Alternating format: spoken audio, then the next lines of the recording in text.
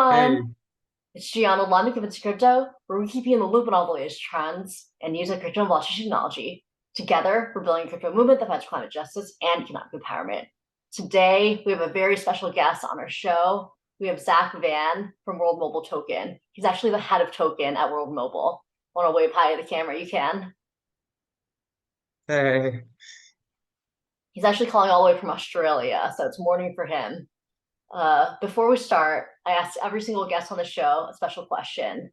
So, Zac, I want to ask you, what's the first word that comes to mind when you hear the word crypto and why? Uh, Currently drama, because of everything that's going on in the space, I guess. Um, well, yeah, it's definitely not been a very boring 48 hours, It's been pretty crazy. Definitely. When do you think the drama will be over? I don't think it'll ever be over.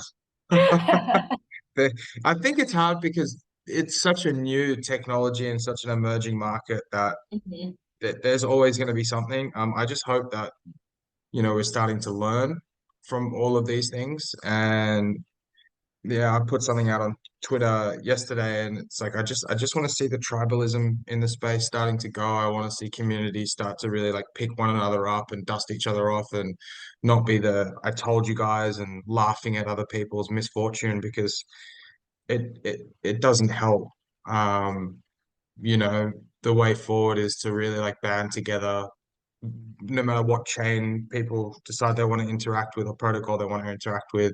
We need to help one another, and the same can be applied for humanity. Completely agree. I think there's a lot of benefits in working together.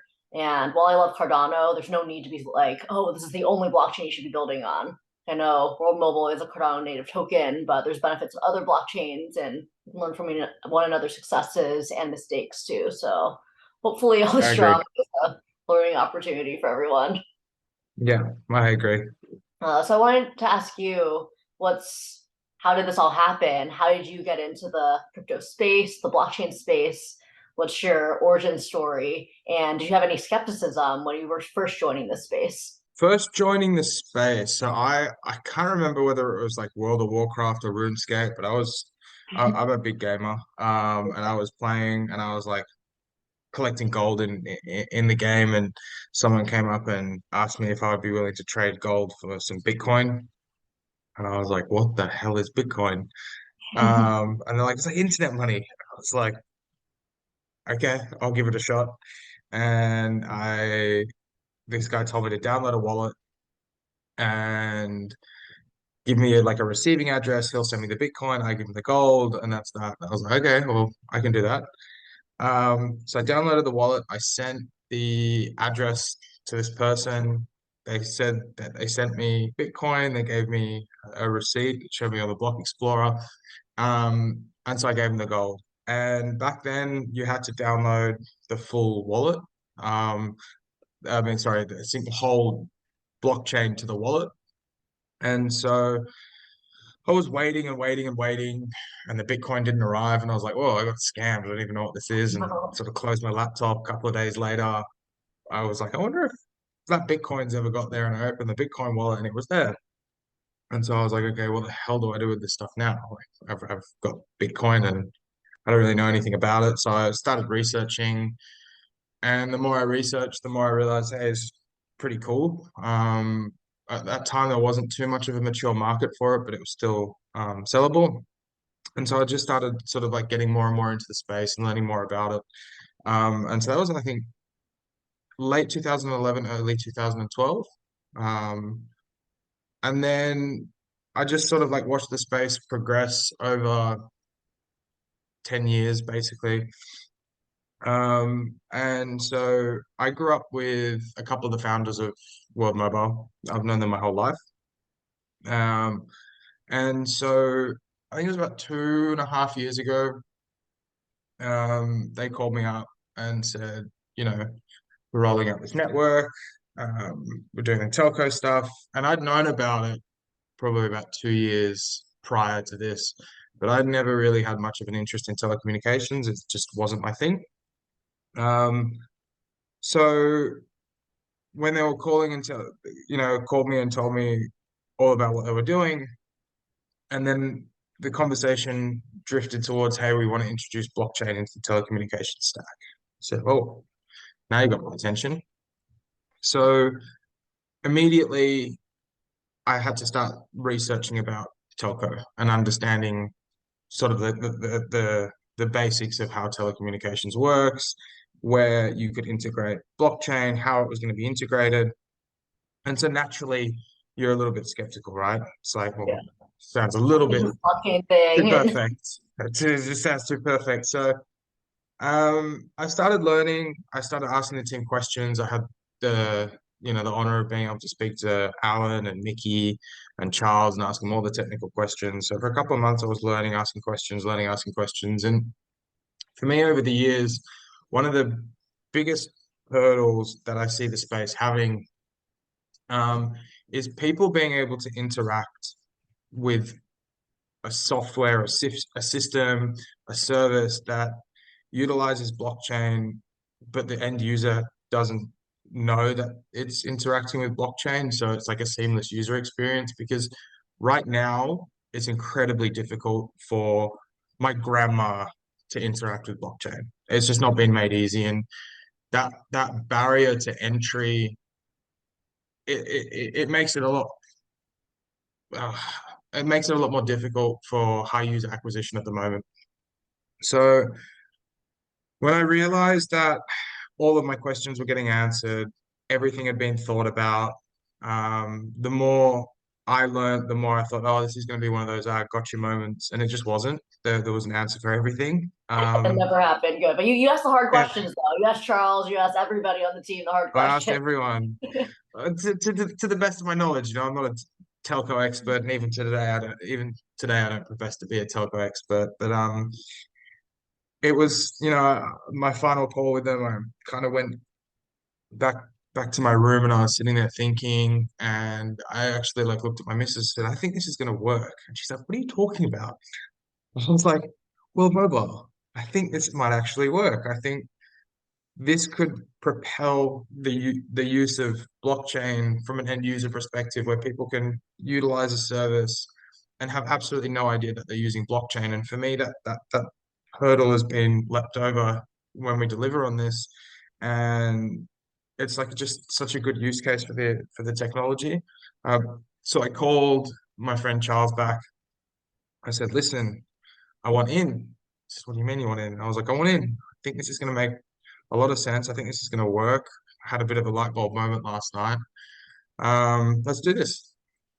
So yeah, about two and a bit years ago now, I've just been doing this with a team full time. And you're still here, so are you still asking the hard questions? Or like, is this still a scam? I'm not sure. I've been working here for 2 years now, but No, look, the word scam never really jumped into my vocabulary when I was thinking okay. about this. I think I've known the founders my whole life. I know what they're like. Yeah. So that never crossed my mind, but I've seen over the years like some of the best, most promising projects fail. Mhm. So it was like, do I think that we're actually capable of delivering on this? Yes. Do I think that this is a really good use case? Yes. Do I have a large risk appetite? Yes. So I, yeah, I just all signs are pointing to that this is going to work and this is a good idea, and it's proven to probably be one of the best decisions I've ever made. And we're now like on the way to connect half the world and change people's lives. Amazing. Can you explain a little bit more for people who are new to World Mobile, what World Mobile is and how the token really works?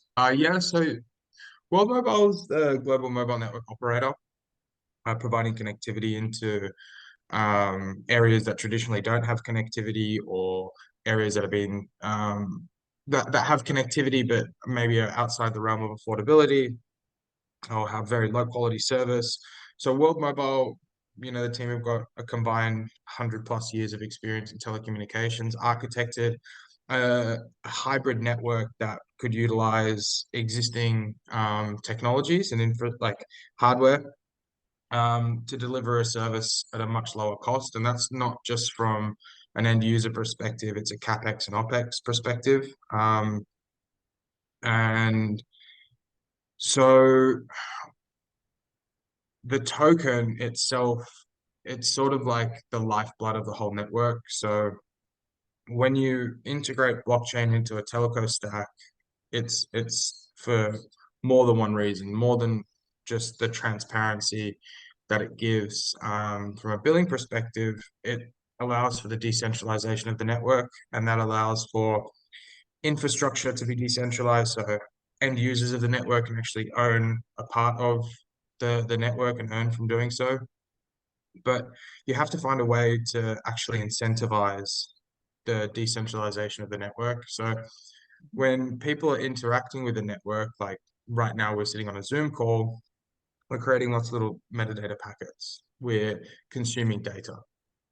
All of that information needs to be recorded.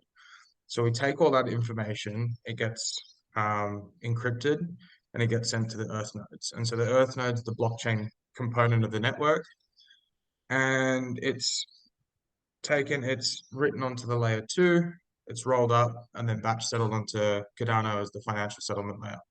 So the token itself is the reward mechanism for everything that happens on the network. And as the network starts to grow, and we have value-added services, people start signing up to music platforms or video platforms, streaming, gaming, whatever. The more data consumption and user activity there is on the network, the more the token has its utility. Because the more transactions, the more rewards that get processed and distributed back into the ecosystem. So it's also utilizing a proof of stake consensus algorithm. So the node operators need the tokens to have a minimum delegation to their node to be selected in the consensus, and then obviously token holders can stake to the stake to the node operators as well. Cool. Are there any other future use cases that you're planning on having yet for the token? Or is it mostly Yeah, to keep the system going and incentivize people to decentralize? no. So like one of the things that we're doing at the moment is looking at allowing for people to get like discounts in the in for their service if they hold the token in their wallet. They might be able to get discount on their value-added services, discount on their data bundles, and so on and so forth. And as regulation gets more defined and the framework is a lot clearer in different jurisdictions, we're going to be able to find different use cases for the token. So constantly working on new ways to integrate the token into everything that we're doing. Probably varies for like location to location. Can you explain a Correct. little bit more how World Mobile is helping people in developing countries and how this is a really unique service that's helping people over there? From developing countries perspective, or a perspective where people just don't have connectivity, we're bringing that connectivity. We're working with governments and schools as well to provide connectivity to their classrooms and learning centers. We're also looking at setting up a blockchain academy and running some blockchain courses, some technology courses, and providing people that foundational layer that they need to learn.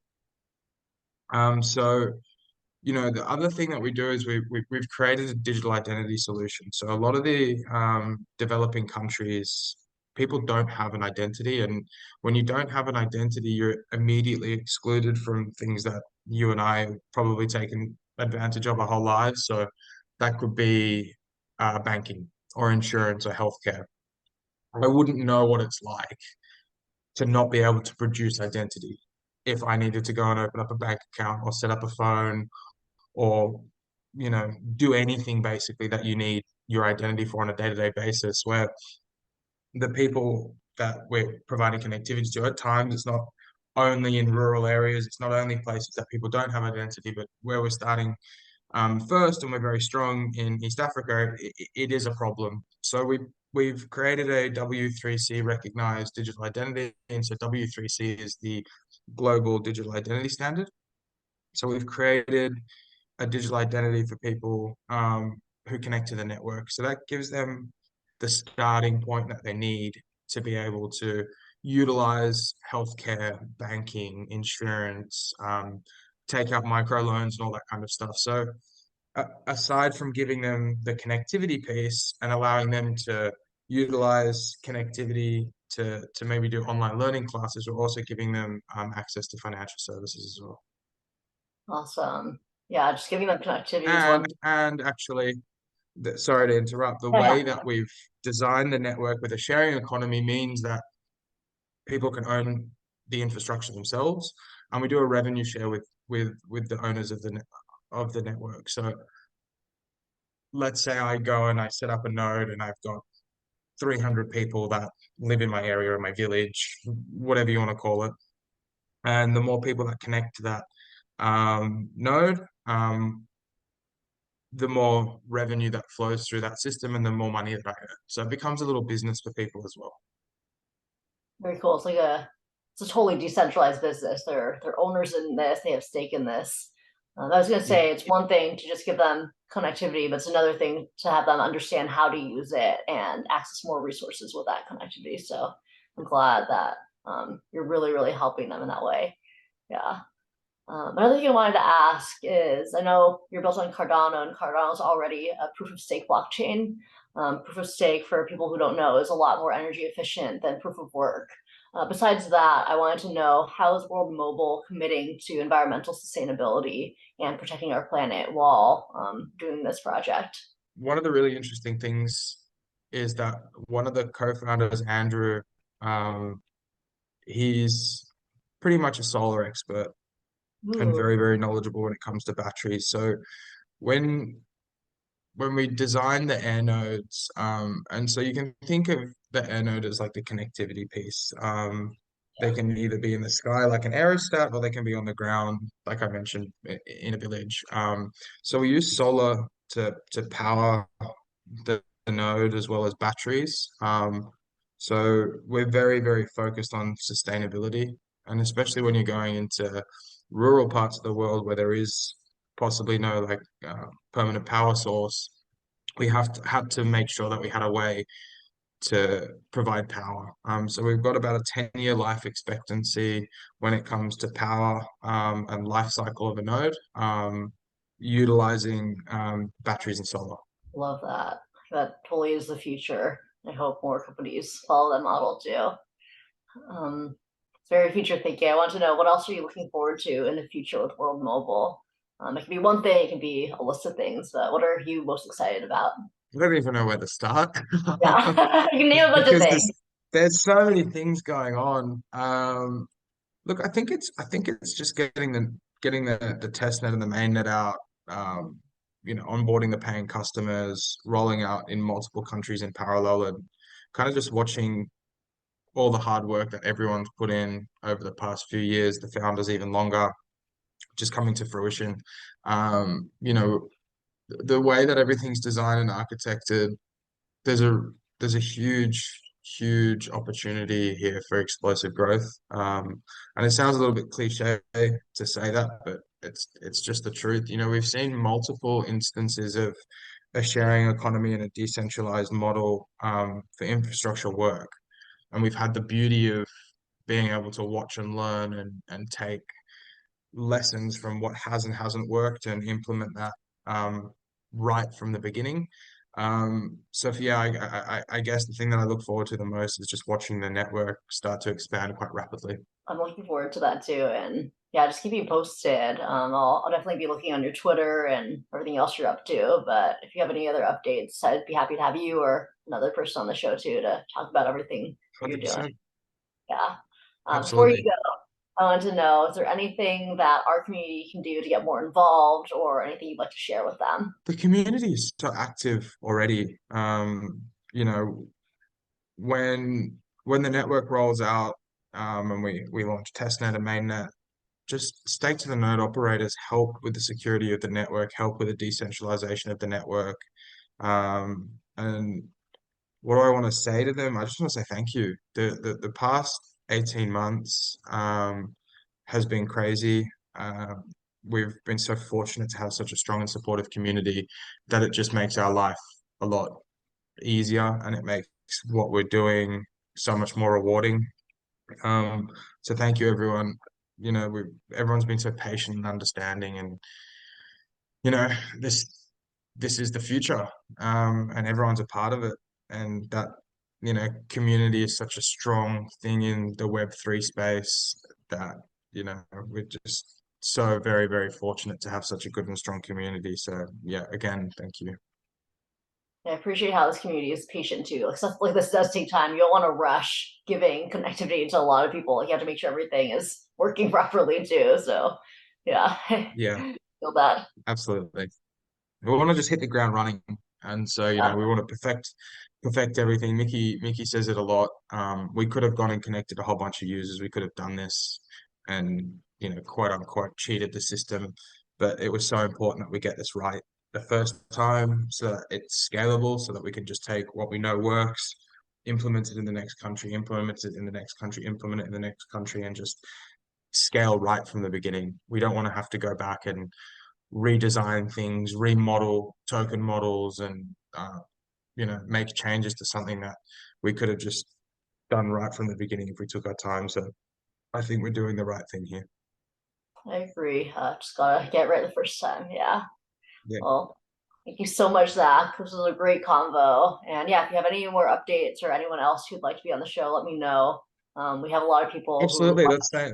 like projects like this. Yeah, You've got my details, so let's stay in touch. I'm sure over the next couple of months, as new milestones are hit and new things happen, there's going to be a lot more to talk about. for sure. All right. Well, that's it for us today. Feel free to like, subscribe, and comment your thoughts. Feel free to share this with your friends if you enjoy this content. And we'll see you next time, everyone. Bye. Wave to if you like.